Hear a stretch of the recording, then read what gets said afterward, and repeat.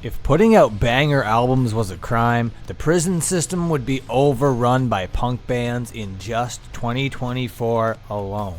If anyone has the unabashed gall to tell you that punk rock is dead, this video is permission to embarrass them with modern day examples of generational punk rock albums coming out today.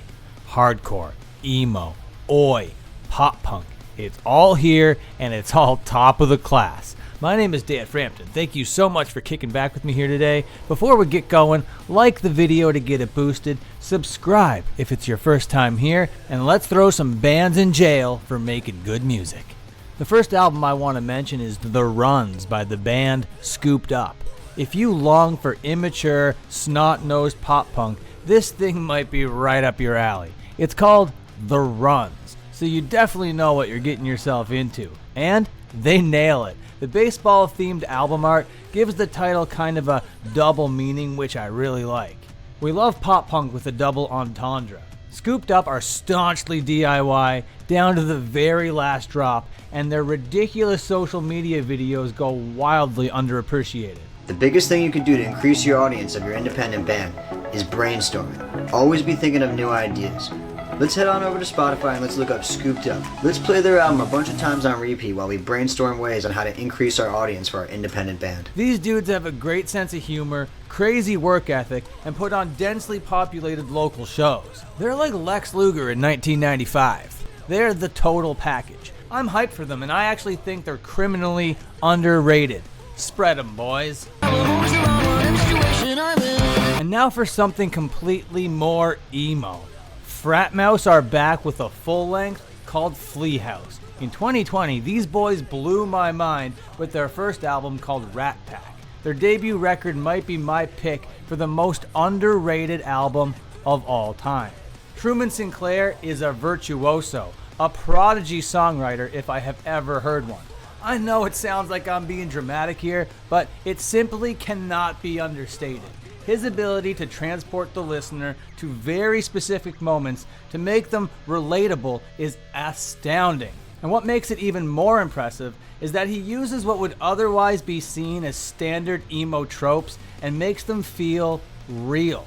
For example, the concept of one's room, vaping, going on drives, walking your dog, sleeping on your glasses and bending them again. All of these are mere mundane motifs in the hands of any other emo songwriter. But in the hands of Truman Sinclair, they're truly pipe bombs. Ever since that debut, the members of the group were focusing on other things, like school, young person stuff.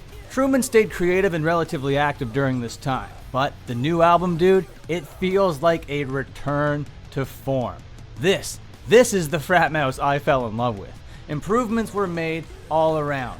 Technically, from a performance standpoint, and the production would be brought up quite a bit as well. The lo-fi MIDI charm of the debut needed a facelift, even though it more than served its purpose at the time. It's a felony to not listen to Frat Mouse. Hands behind your back, up against the car.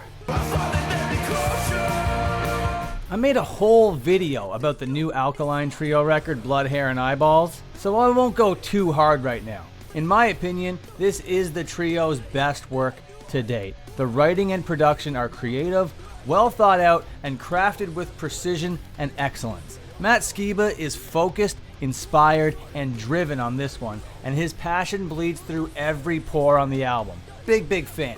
Go watch me gush for 10 minutes about it in the other video after this video. Are you familiar with Cosmic Joke? If not, it's time to familiarize. And may I suggest you familiarize yourself quickly. Cosmic Joke are a stompy hardcore band from sunny LA. I heard about these dudes on the Hard Lore podcast because the dudes who host that podcast started a record label just to sign Cosmic Joke and to release their music. That's huge. Two scene OGs like Colin and Bo started a whole venture just for your band? That's hella sick, bro. But do they have riffs? Do they have licks? The important stuff. Hell yeah they do, in spades, my doggies. This slaps so hard. And you know what we do to records that slap so hard around here? That's right, we arrest them, charge them, incarcerate them. Cosmic Joke gets 25 to life.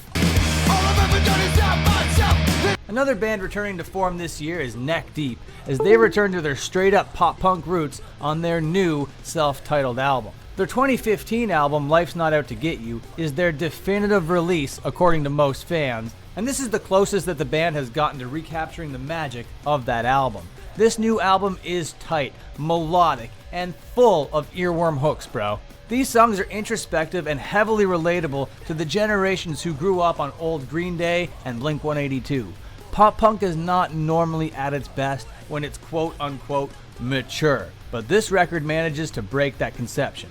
Believe me, these songs are stronger because of it. They explore themes of regret, aging, love, loss, political ideologies in a thoughtful and productive way. And doing that through a poop lens would hit objectively less hard. This isn't junk food pop punk. There's meat on the bone here. It may be recency bias speaking here, but I feel this record actually tops Life's Not Out to Get You, which I understand might be seen as a bit of a hot take because of how beloved that 2015 LP is. I just feel this new self-titled scratches the itch in a more satisfying and fulfilling way. If being in touch with your emotions and expressing them intelligently is a crime, throw Neck Deep in the slammer immediately.